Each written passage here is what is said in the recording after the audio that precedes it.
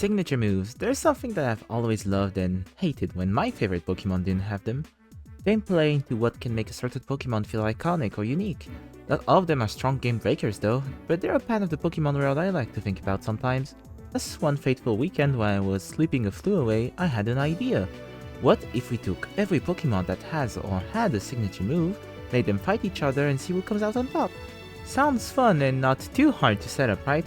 How much battles would that represent? Ooh, that's a bit high. So, I'm not feeling like doing over a million Pokemon battles by hand, thank you very much.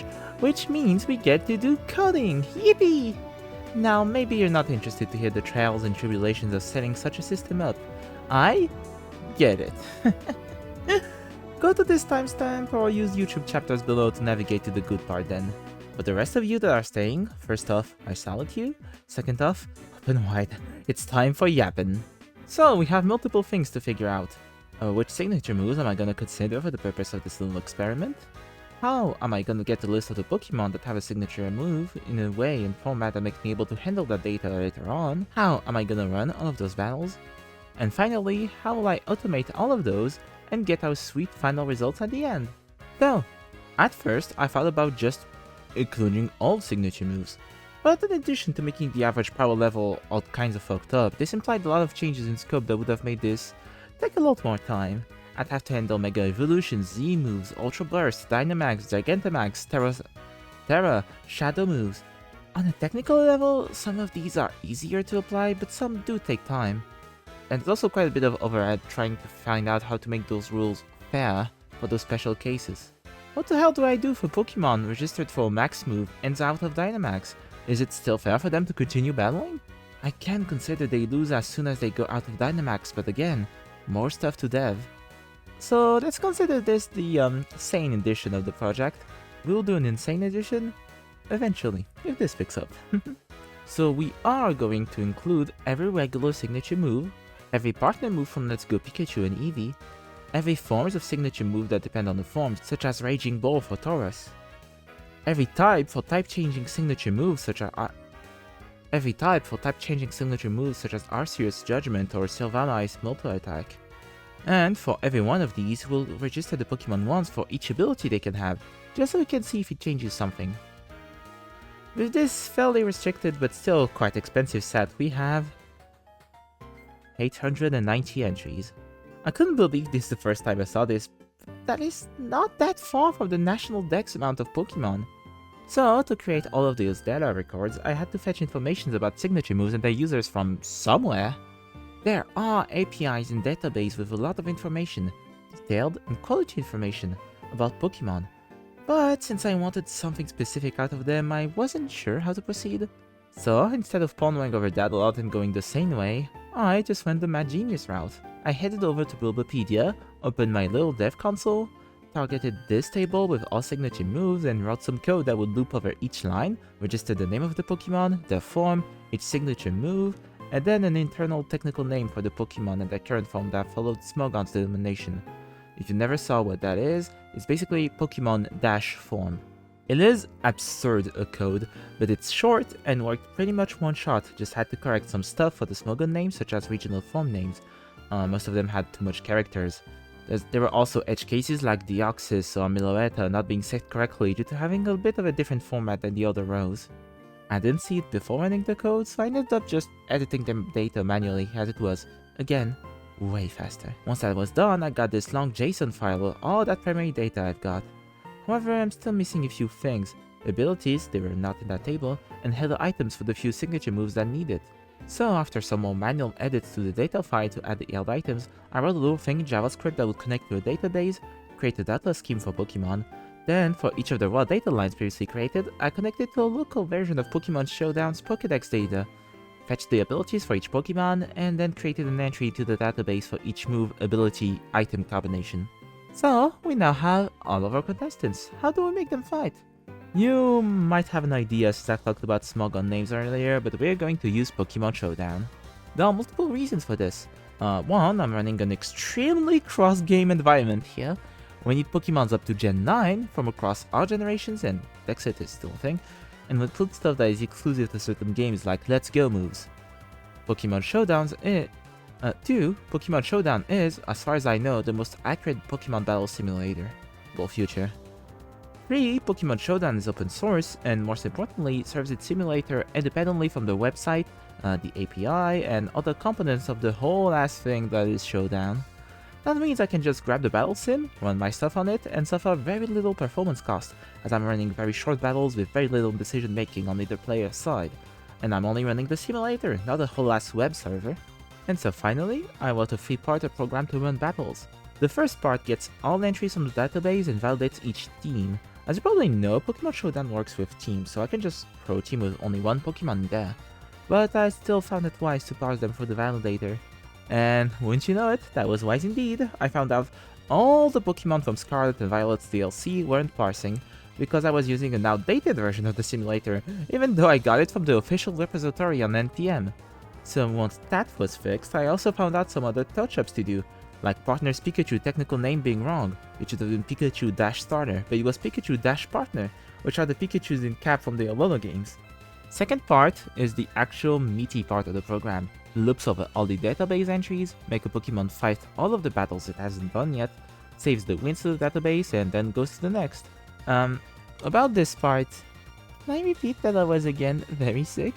Okay, admittedly, I didn't want to optimize that, and I also just flat out forgot some obvious, well, not fixes, it works fine, but some very easy modifications I could have done for this to be more smooth, more fast, more performant. But whatever, it works. An interesting part of this program is that, you see, I was very scared I'd have to code the responses to Pokemon Showdown's buffer myself.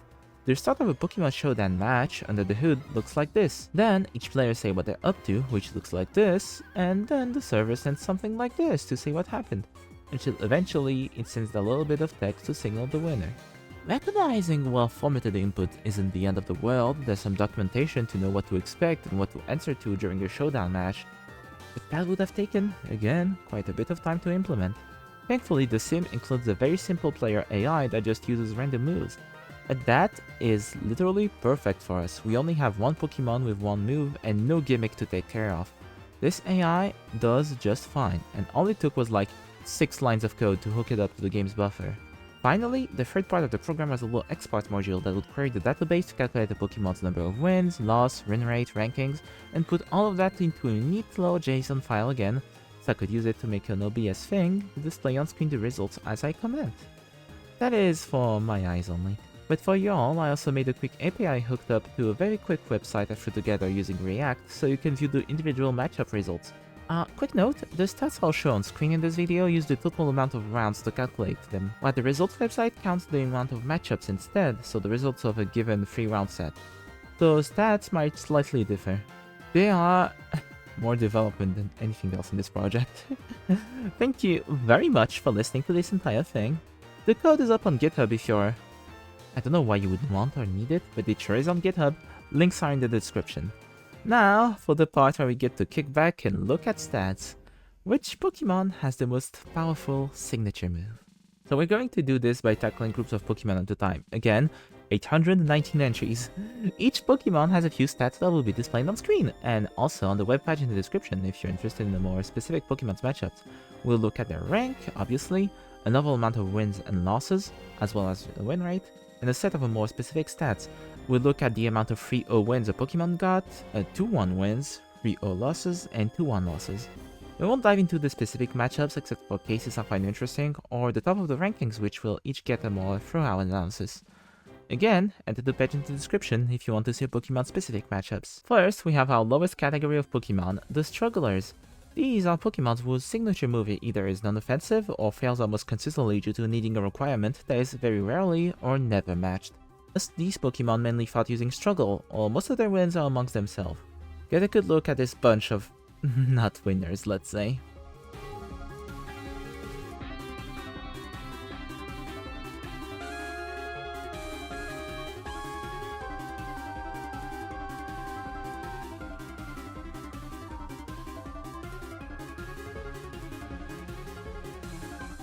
Very sad to see Como solo, by the way, it's such a shame.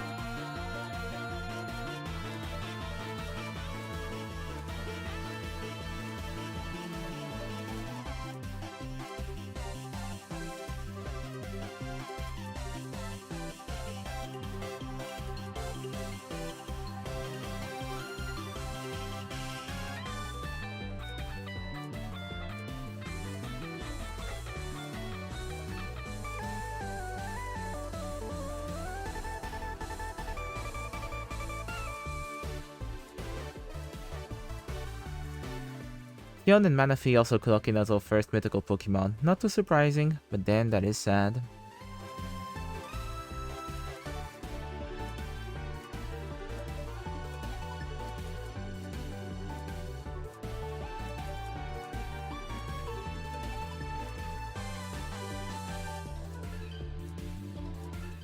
Iron Thread is an interesting case, so let's pause a little bit.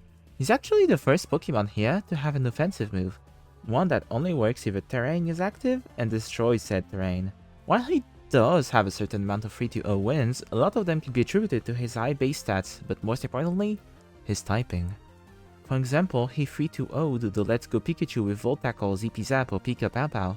He also gave the same treatment to Galarian Weezing with Strange Steam, which is a pretty strong offensive move, all things considered, but it's also a very offensive move. On a Pokemon with a bit of an unimpressive special attack stat, he also managed to free Tapu Lede and Tapu Bulu. The poor things do set a terrain, don't switch in, and get one shot when they move. The other Tapus don't get one shot, and there is one 3-0 against him. Funny how that works.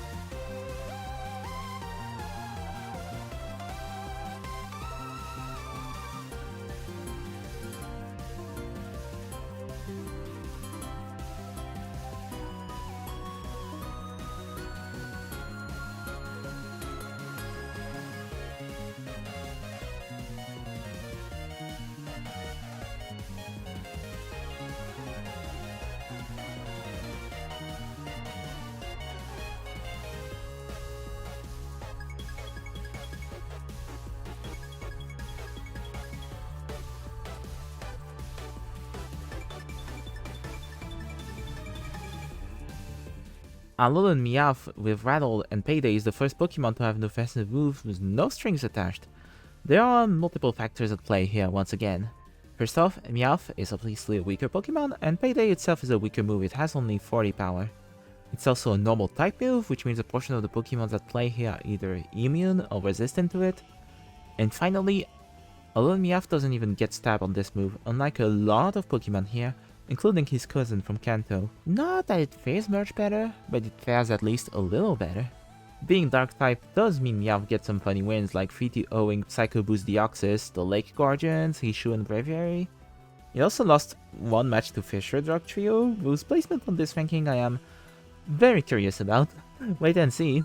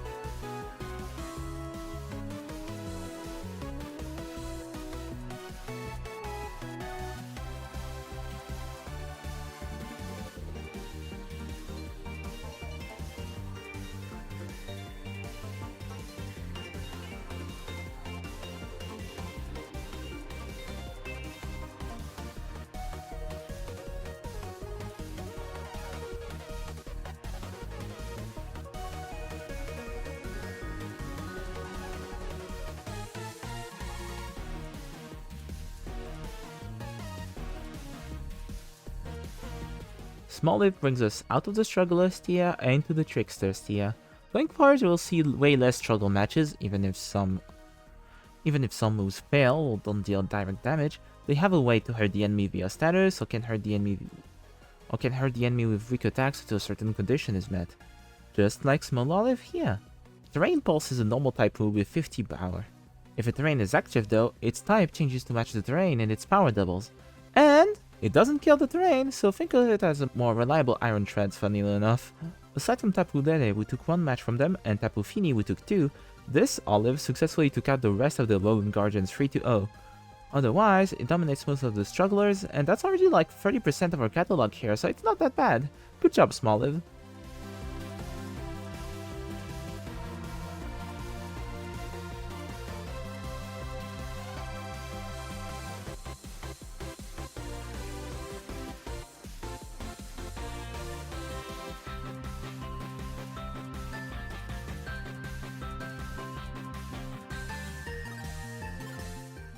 Real quick, Toxapex being this low makes me happy. Their toxic-ass gameplay plan doesn't take off, and good, I say. Good. Most of its 3-0 victims are, unsurprisingly, a lot of Pokemon with signature move Mixed Contact. Floaty Full Let's Go Pikachu, Wage Fist Primeape, Extreme Speed Arcanine, Vital Throw Machamp. God, poor High Jump Kick Hitmonlee, talk about the lost situation.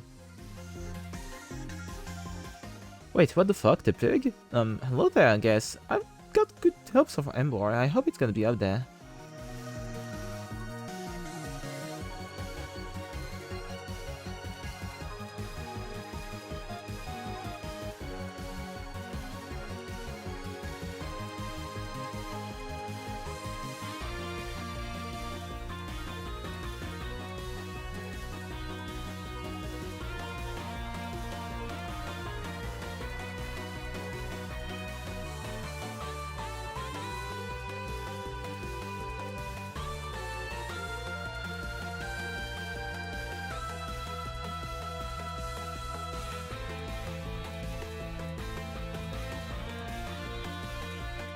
Oh hey, hello Tendermouse. I was kind of curious to see how far it'd go considering Population Bomb is slightly unreliable, especially without the loaded dice or technician that Mousehold can have. Getting around 40% is honorable, all things considered. I hope Mousehold fares way better though. Now we're gonna get into the tier of Pokemon that are fairly average for a number of reasons. They have a fair amount of losing matchups, but they can constantly put up a fight and get some consistent wins as long as I don't have one of their counters to deal with.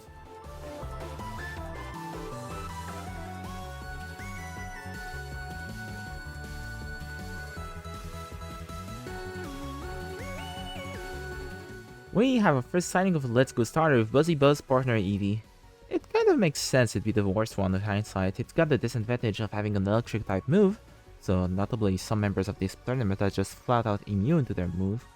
And unlike Pikachu, Eevee doesn't even benefit from stab. It did manage to feel some people throwing Hyper Fangs and Arm of Trust around, which I would not have counted on. Also scored some 2-1 wins like against Blood Dreams, Dark Void, Darkrai, Hishun Breviary, and Enamorous Incarnate. Little guy tried his best.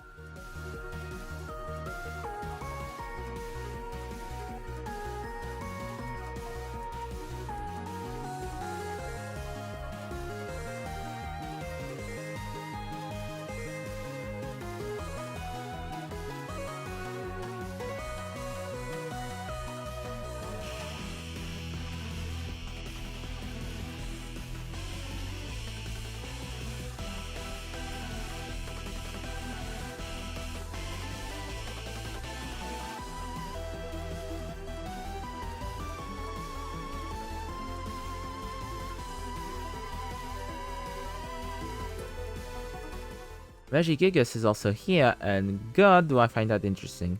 Slow Start and Crush Grip make for a disastrous combination. The Crush Grip scales on the remaining HP, so he has to either one-shot or get close enough to that in one go. But Slow Start severely nerfs his ability to do exactly that. It's a good showcase of how intentionally gimped Regigigas is. Nevertheless, 45% is not that bad of a win rate, all things considered. But does he have interesting wins for Pokemon of his standing? Well, he 3-0'd most of the strugglers in lower stats Pokemon, which explains a lot of his wins. He also bullied Ghost-type move users, as even if he couldn't hurt them, they couldn't hurt him, and he would then outstruggle them because Slow Start wore off, and yeah, again, his stats, his struggle hurts. Against any fighter that has the stats or types to defeat him fast enough though, he kind of stands no chance. I mean hell, even Sparkly Swirl partner Eevee won 2-1 against him, just get a grip, man.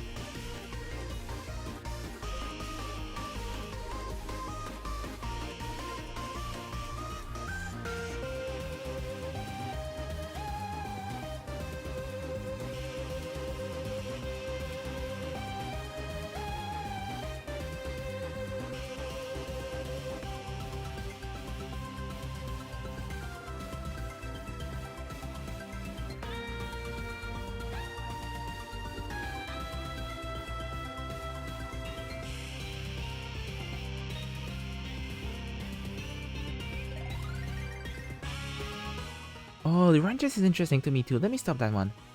Solar Blade is a high power move that takes 2 turns to charge, and the grass type is kind of a vibe, offensively speaking. It's good against water, ground, and rock, which are common types, and so it's good to have as an option. But when it's your only option, you suddenly remember it's resisted by flying, poison, bug, fire, dragon, steel, and grass itself. Seriously, it's the only offensive type that is more resisted by the current national Pokédex that is neutral effective against. It's crazy to me. Regardless, Lurantis succeeded. They're above the 50% win rate mark, despite those 2 undesirable traits. The contrary variants particularly scores slightly higher than the Leaf Guard variant.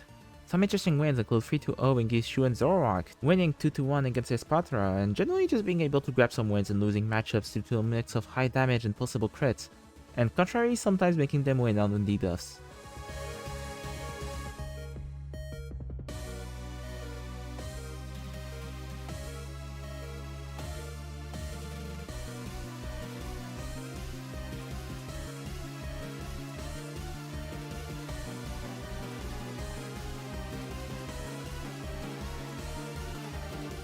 Oh hey look, here's Marshtomp.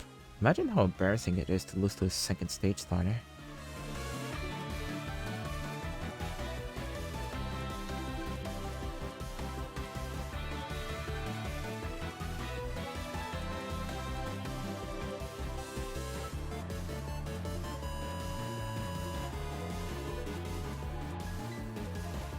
Jirachi, Doom Desire, more funny stuff. Doom Desire is basically Steel Future Sight. It has a high power, but only deals damage after 2 turns. And if Lurantis was a gamble with only 1 turn of lag, I'm very surprised to see Jirachi this high, quote unquote. Around 56%, way more than respectable. We're starting to get to the point where analyzing the struggles is more interesting and easy, so let's take a look at them. Even though it won, it got stolen 1 round by Magerna and Mousehold, which is funny considering they're both using resistant moves. Goes to show things can happen in that Doom Desire interval. It accumulated a few 1-2 losses to a few different threats, like multiple partner EVs, Fairy Arceus, Cure and Black, another variant of Asshole, heck, 2 variants of Beedrill even. It loses outright to any high power move user like Pika Papao partner Pikachu, Extreme Speed Arcanine, Vital Throw Machoke, yes, Machoke, and Nightshade Gengar hilariously, cause yeah, level 100 Nightshade. The stats are good, but as soon as you start looking in the matchups proper, you kinda start seeing through the cracks.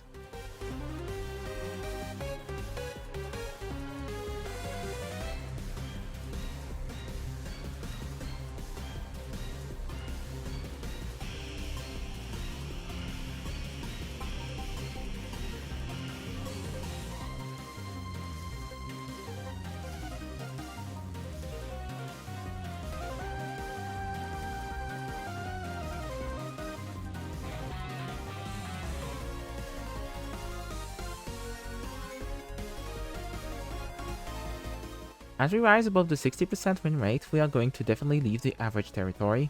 I just want to shout out VV Volley EV, the highest ranked Let's Go starter, for their performance here. Both VV Volley and Pika Papao uses their internal stats, unlike in Pokemon Go where they're just like a random fucking move. So they're trenchy base PP moves that scale on happiness it cannot miss. This Eevee in particular has the chance to have adaptability, so it gets to wield this high power, fully accurate with super stab and no drawback move, and no specific conditions whatsoever. Now, Eevee is still an Eevee. The partner versions have a minor stat boost, but nothing worth tap dancing about. Depending on the form, it won almost 1 matches against Deoxys. Speed and Defense lost 2-1, Speed won with the same score, and funnily enough, base Deoxys is the one that completely shut down this little guy. Looking at the matches that lost 3-0, there isn't really one that feels shameful or anything. This guy truly showed up with a good performance. And now, let us welcome an era of glorious battlers. These are successful Pokemon.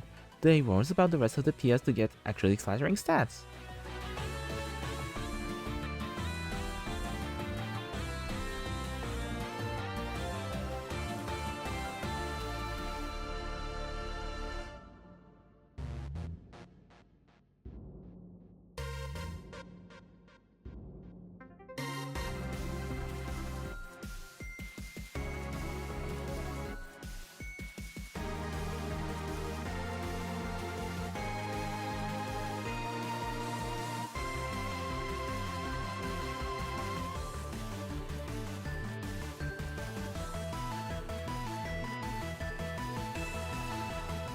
Hey, so I know I just said these were the successful guys, but like, Deoxys speed ranking less than attack and then even fucking base Deoxys is still surprising to me.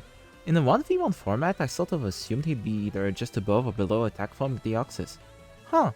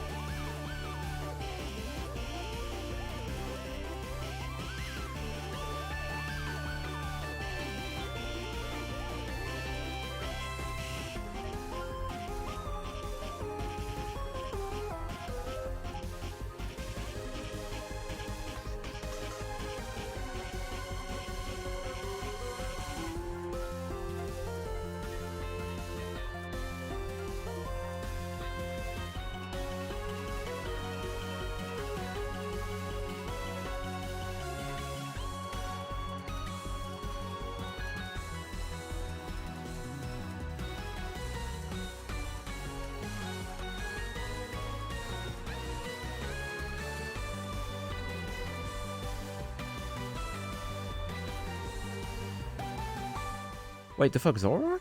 I forgot Night Days was his signature move at first. Huh, again?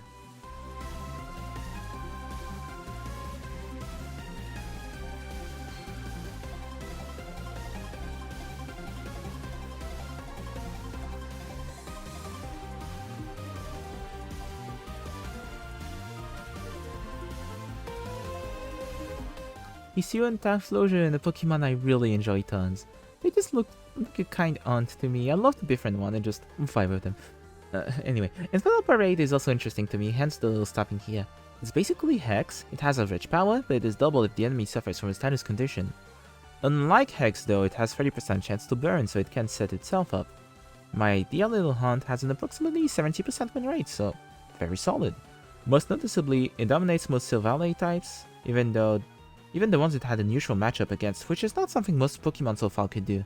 Looking at those who won 2-1 against them, I feel it's mostly a matter of speed. Those who managed to deal enough damage in 2 or 3 hits before it could try and take them out would see an easy win, early procs excluded. I mean shit, the Raichu's were mostly reliable against them, that's saying something.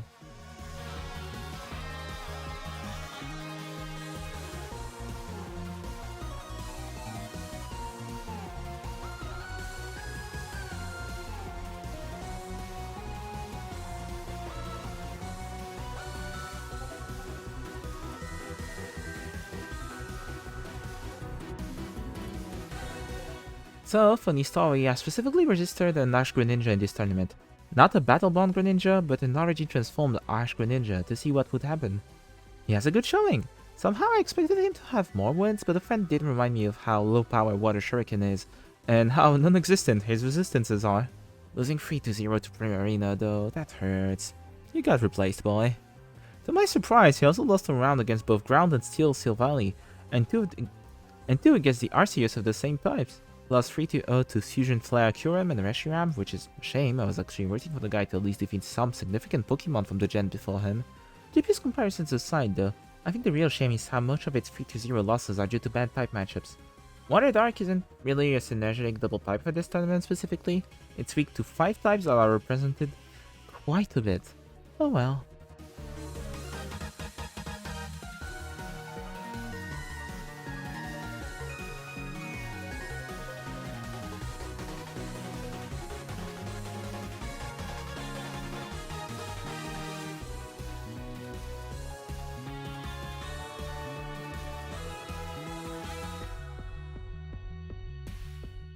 Hey, we have a first Silvally. Poison type is the worst type there is from this little guy, and spoiler alert, Poison is also the worst Arceus type, but the weakest Arceus is stronger than the strongest Silvally. That hurts. We'll discuss Arceus more in length when we get to it though.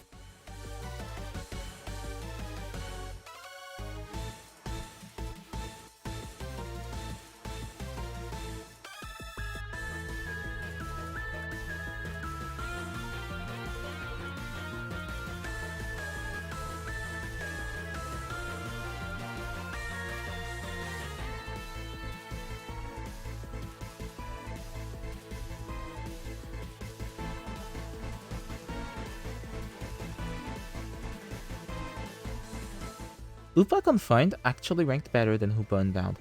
It's approximately 1% difference, but still, given the big stats difference and how Hyperspace Fury is stronger than Hyperspace Hole, you could argue that Unbound had this in the bag.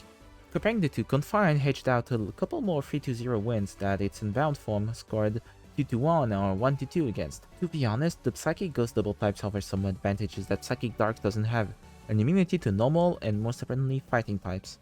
Also helps that Confined isn't a total pushover too. Good job, little gremlin.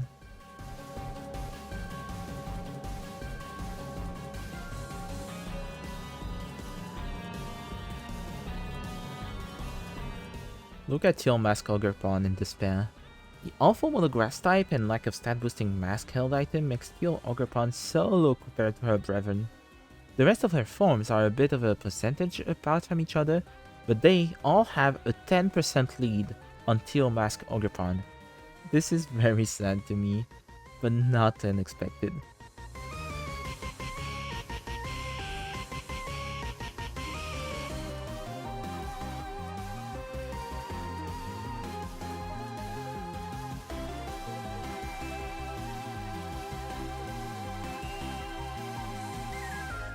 As we stare at Fizz Shark Kyurem Black, the lowest ranked Kyurem variant, Kyurem does have a fair amount of entries in there, split between his base variant and each fusion. We are now entering a new era. These aren't just successful, these are strong Pokemon. They won most of their matches and a lot of them got away with mostly 3-0 wins. Let's scroll some more.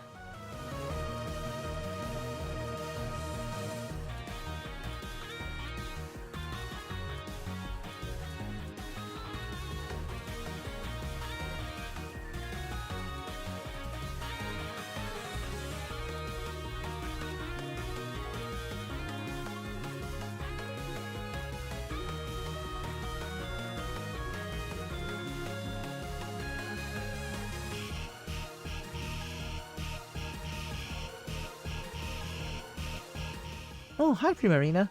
I'm still so sad Liquid Voice doesn't buff moves like Pixelate or other normalized variants do. It's just heartbreaking to see Torrent outperform Liquid Voice that much. I wish her hidden ability was more useful.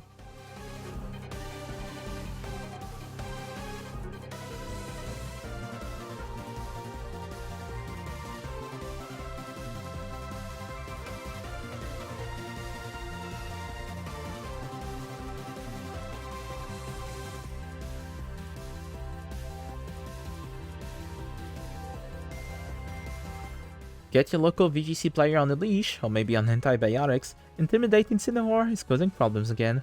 There's actually quite a bit of gap between Intimidate and Blaze here, 6% approximately, so 171 individual rounds. These aren't very hard to justify. Being able to slap 1-1 attack on his enemies opens up quite a bit of matchups that he couldn't take on otherwise.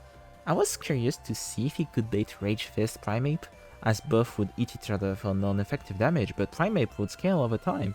Defiant makes this harder for Incineroar too, who ends up losing 2-1. For comparison, Blaze Incineroar won 3-0 against the same set. As for its 3-0 losses, they're basically all either bad type matchups or very high based Pokemon like the legendaries. But overall, pretty good performance.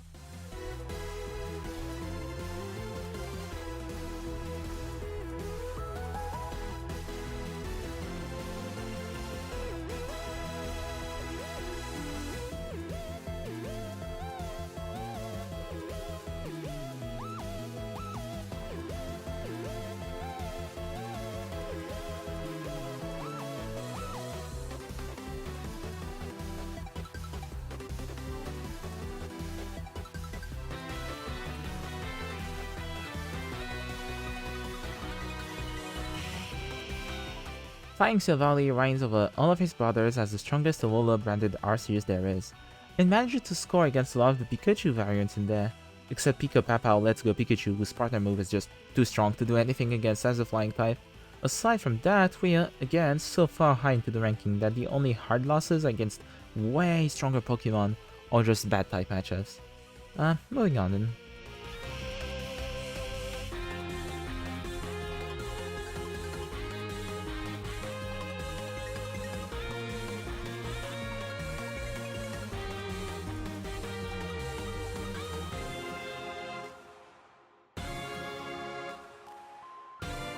Quick shout out to Dragapult for ranking quite high as a pseudo-legendary.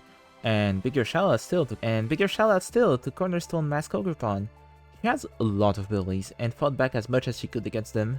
She managed to take on around from Swampert, Latios, Hawlucha, some Zygarde sets, Meowscarada.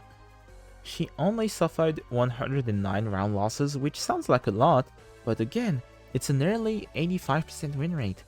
Also, Ogrepon is cute. That's very important to me.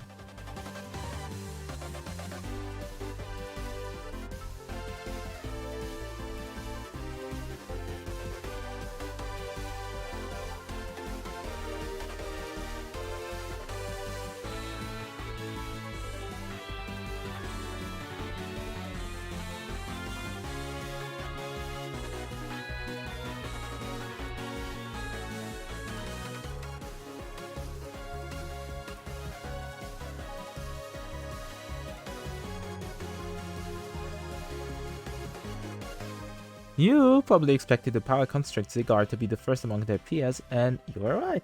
1000 Arrows is the move that won. To be honest, it's one of those moves like Freeze Dry that just have a regular list of good matchups and then one freebie in hitting a previously resisted or human type for super effective or neutral damage respectively. Very strong stuff. You get around stolen by stuff like Fisher Duck Trio, Psystruck Mewtwo's, and still Arceus though. That's interesting to see. Otherwise, its big losses are against stuff like other dragon types, hitting it with actual dragon type moves. Terrapagus somehow. Lunala? That's a bit crazy.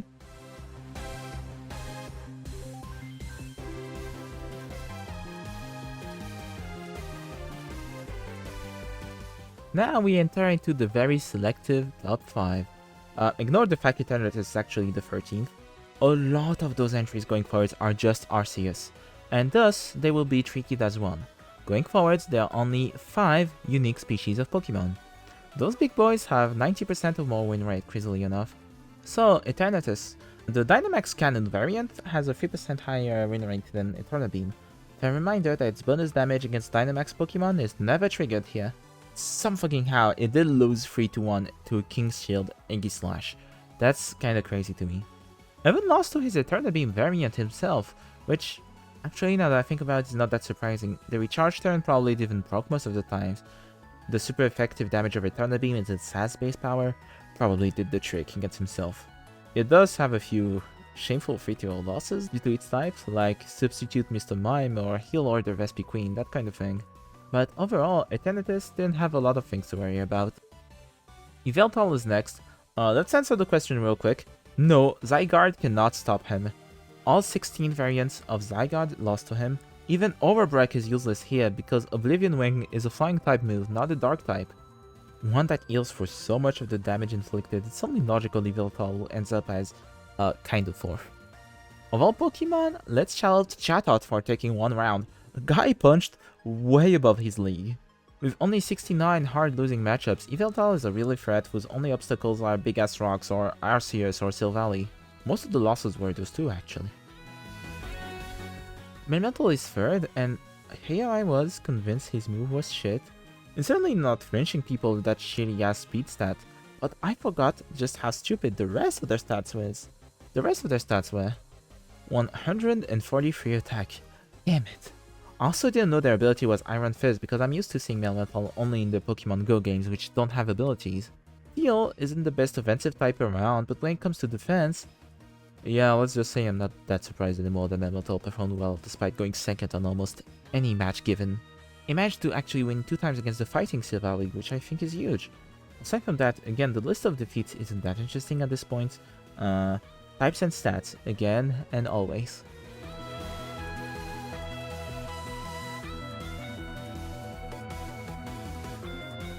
As promised, here's the Arceus type. It's fascinating to me that almost all Arceus follow each other like that. I guess, aside from types that truly are irredeemable as solo types, stats are just too damn important, huh? Honestly, I'm a bit fascinated Flying Arceus came on top.